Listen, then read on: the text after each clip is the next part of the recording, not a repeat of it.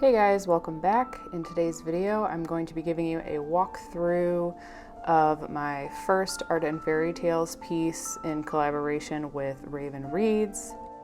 For a long time, me and Raven have been collaborating on a project called Art and Lore, and we decided to extend it to Art and Fairy Tales. And in this video, I'm going to be giving you the artist commentary on my latest piece, The Frog Prince.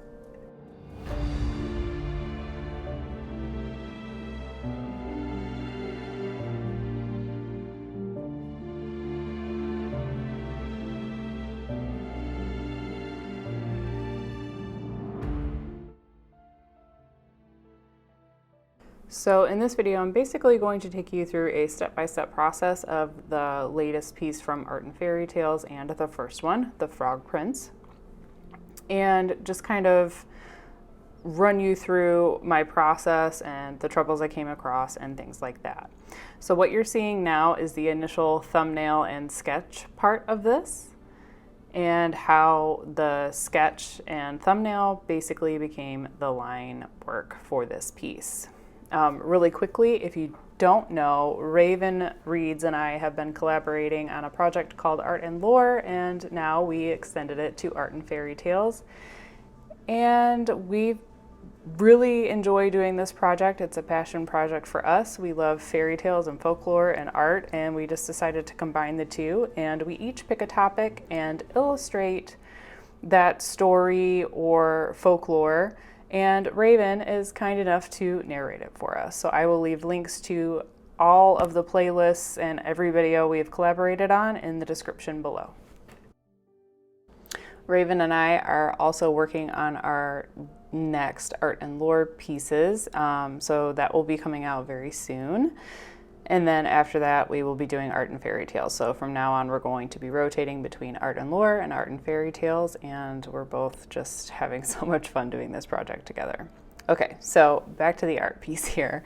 As you can see, this is the sketch part of this piece, and it was quite challenging. I had quite the trouble with the crown area, and eventually got a sketch that I thought would work really well, and I was actually really happy with this because I felt like it had the perfect amount of realism, but also storybook, illustrative, children's book vibe to it, and I've been struggling with that for quite some time, so I'm so happy that I think I finally nailed that with this piece.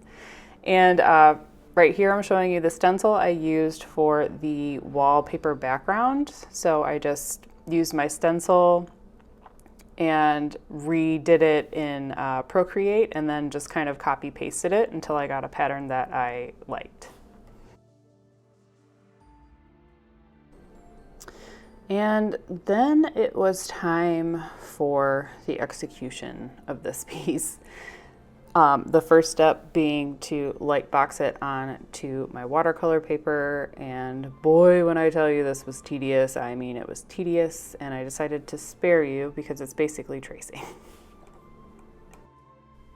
So my first order of business was to lay down some masking fluid to protect my frog and the pillow so I wouldn't get the paint from the background on the main subject of this piece. And originally, these first layers were just getting the local color in and trying to add a little bit of shadow and things like that. So I really just, at this point, I didn't really know how to execute it. I had an idea of how I was going to do this in my head, but for some reason, I was having, this is a really hard piece for me. I felt like there was more problems in this piece than any other piece that I did. There was a lot of troubleshooting and a lot of, oh my God, how do I fix that kind of thing? So these first layers of just putting local color on were just very relaxing and soothing, and I felt like I was getting a lot done because a lot of the white of the paper was getting covered up at this point. It was very adult coloring book vibes when I was doing these layers of this piece, which was very relaxing. So I can't say that I didn't enjoy this piece. I actually did, even though this was a complete challenge, especially the background. For some reason, I couldn't get it to do what I wanted to do, and I didn't want it to just be flat. I kind of wanted to have a vignette on it. And the way I went about it was just awful, which you'll see later on. And I really had to troubleshoot and figure out how I was going to fix that. Also, side note, I did, for the next art and lore that I'm working on, I'm shooting more of a behind the scenes type of thing and kind of like documenting my process as I go.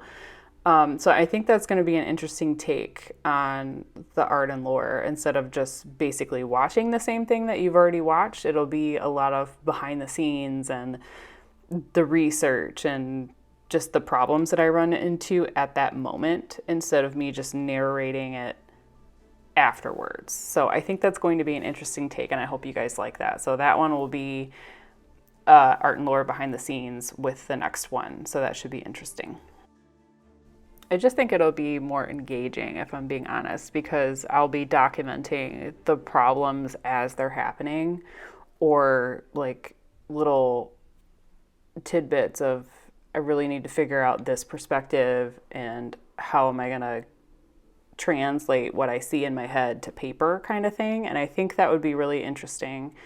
Because I know I would be interested in that as an artist, just to kind of like actually watch somebody like work through the problems. I feel like with every piece, there's always puzzle, for a lack of a better word. And it's always like, you can have all of the techniques down, but sometimes figuring out which technique you're going to use to get a certain effect and complete a certain layer of the painting, I feel like is the most challenging part of it. And I really like to see how other artists work out those problems.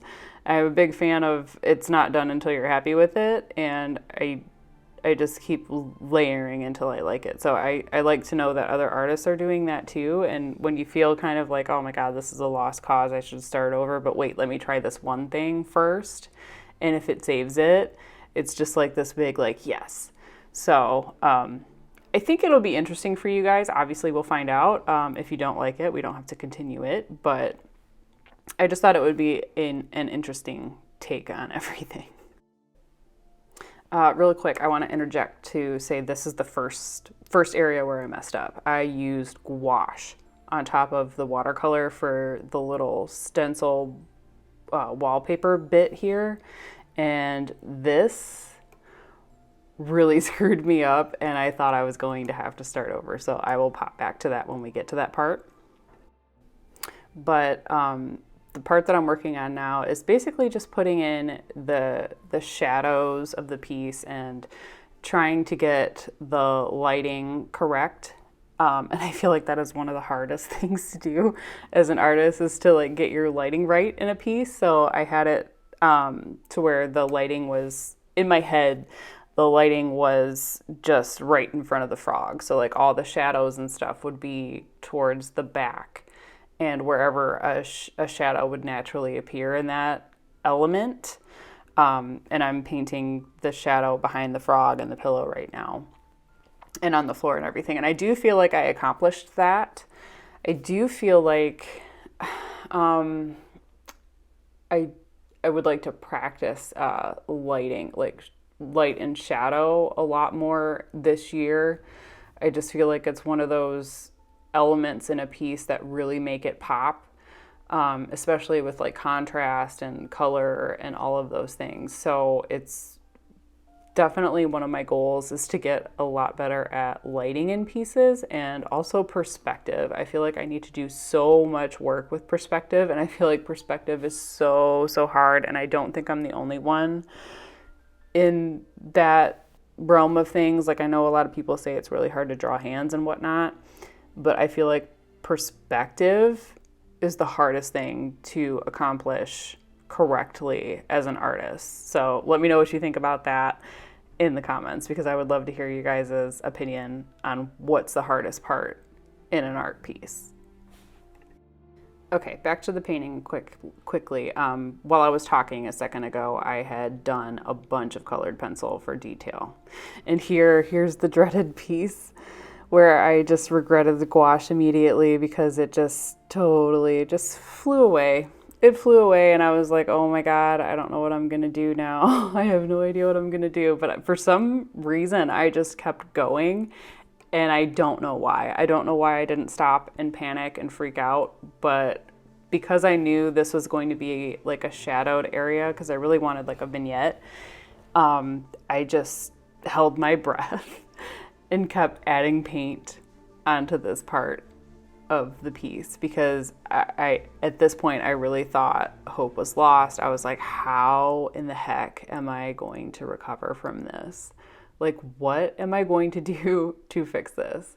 And not only did my gouache go completely everywhere, which I don't know why I wasn't expecting that. And then I kind of like tried it again and soaked up the first layer of that with a paper towel. But you can see right here on the edge there that the vignette that it was supposed to be like a really soft vignette, and it just, the way the ink dried, it was very blotchy and bloomy, which is normally something that I like, but that wasn't my intent with this. I feel like I would have had better luck trying to use an airbrush, and unfortunately I have one, I just have zero clue on how to use it. So that is also on my list because that would have, I think, saved it. Like, it would have completely given me that soft vignette look that I was going for, and I did not think to even try to figure out how to use that until just now, going back over all this footage. Like, that probably would have been my best bet.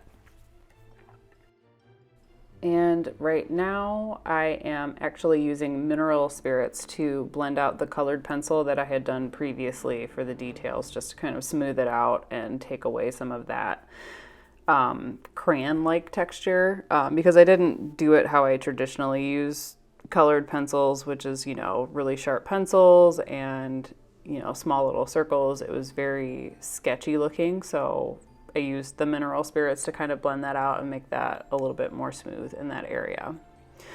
And this part here, the tassels also, you guys, painting gold is ridiculously hard. It's ridiculously hard. I think I throw it up there with white fur, and it's just like, you naturally want to just get a metallic paint and just paint like that, but it just doesn't work unless you have lighting and shadow.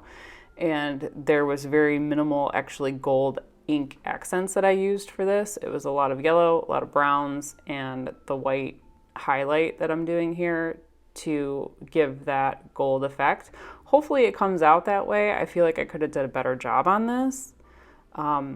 So painting metallic things is probably also something I'm going to be needing to work on. But I'm really trying not to be too hard on myself as far as this goes. I'm just trying to let you know that this part of this painting was also a challenge.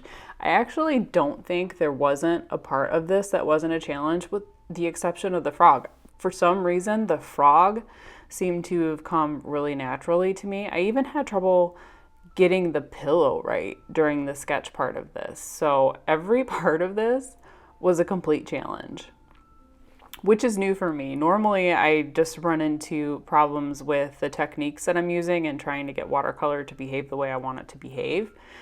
But this was just a challenge from start to finish.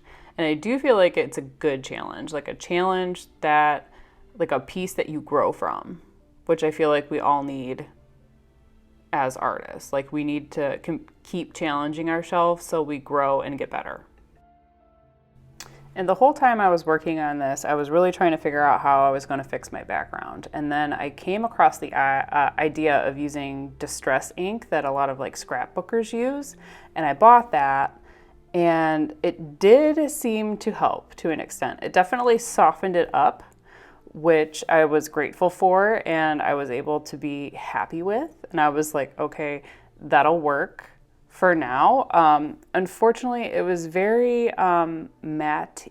I think it was matte, and it had a really weird finish to it, but I was not, or maybe like a chalky finish to it, I would say. But I do feel like it did kind of save the end of it, so I didn't have to start all over with this one. I was happy enough with the background that I was able to move on and just keep working on the focal point, which would be the frog and the pillow and everything.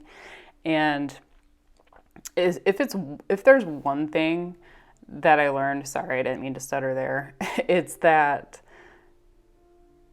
keep your details where you want the eye to go. So you want to keep your details on the focal point. You don't want to, it could have been very easy for me to just keep the background as detailed as possible, but the main point of me blurring the background out, which I probably could have done a better job on, it's fine, you live and you learn. I wouldn't have known this had I didn't try what I've already tried. So I don't consider it like a fault or anything, but had I had the background as detailed as the frog and the pillow wouldn't stand out the way it does. So that is my entire takeaway from this piece, is to keep your details on your focal point, keep your contrast on your focal point, keep all your main things, do most of your work on the focal point. The backgrounds don't really need to be that detailed. It just needs to be a general idea, because your mind kind of fills in the blank.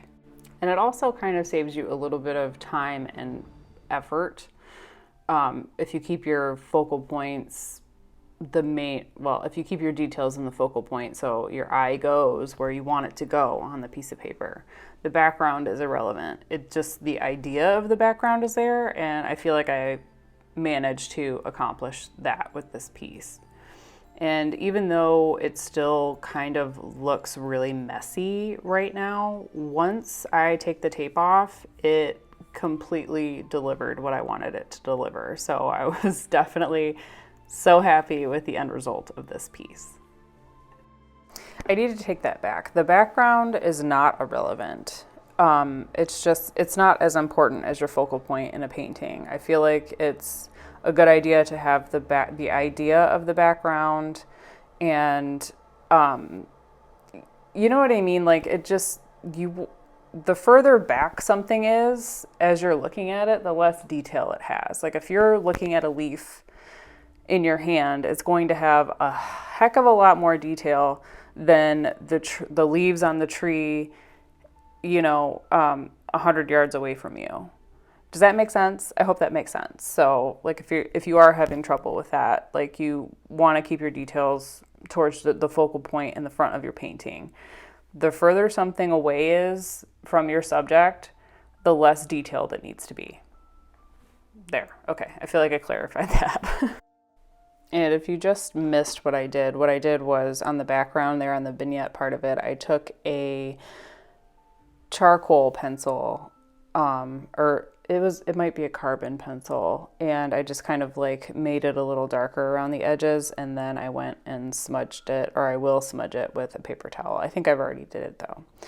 But now we are in the fun part, which is the very tiny details and the last bit of highlights, and I decided to do some white dots and the highlights on the frog, and then I added some gold and white dots just to kind of give off those particles of, like, how like you're standing in the sun and sometimes you see some particles floating in the air. So that's what I did there. And here comes the best part, which is the tape pull, and it just really pulled this whole thing together because it was looking messy from start to finish because the tape was such a mess. But as you can see, the tape really does give you some nice crisp clean lines at the end, and it ends up looking really nice and really clean. And who doesn't love some good peel porn?